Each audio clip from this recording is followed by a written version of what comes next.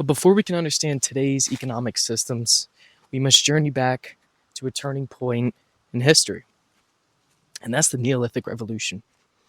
When our ancestors transitioned from hunter gatherer communities, they began to farm and raise animals. Villagers claimed plots of land, producing surpluses that could be traded or sold, and this laid the foundation for organized economies.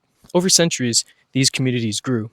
Power structures evolved from rigid hierarchies of feudalism to the modern systems we know today, capitalism and socialism. Today, we're here to explore not only socialism and capitalism, but also Confluencism. It's a model that combines the best parts of both systems while addressing their shortcomings. But first, let's quickly trace how we moved from feudalism to capitalism. In feudalism, power was concentrated in a rigid triangle. Kings and queens granted land to lords, who turned control to kings and serfs. These serfs toiled on land they barely even owned and kept the engine of the medieval economy running. Over time, the system crumbled under economic shifts and revolts, paving the way for a new era, capitalism. It's built on the foundation of private ownership and the profit motive. Its roots stretch back to Adam Smith's seminal work, an inquiry into the nature and causes of the wealth of nations. In this system, land, factories, and machines are owned by individuals or corporations. Businesses are driven by profit, and economic power is determined by competition in free markets. Yet there is a key issue in modern capitalism.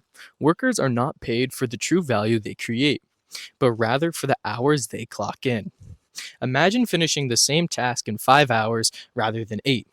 Ideally, you'd want to earn more for your efficiency, but under capitalism, time is the commodity, not raw productivity. Rewards exist, but with weakening labor unions, workers often find their bargaining power diminished, leaving vast wealth concentrated at the top while many struggle to share in their success.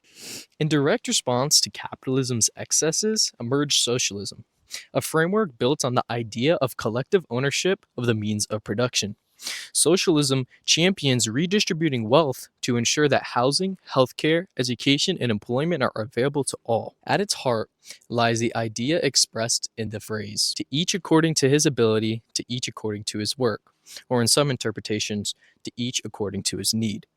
The approach seeks to prevent extreme disparities seen in capitalist economies by transferring control from private hands to state or cooperative entities. However, socialism also comes with trade-offs.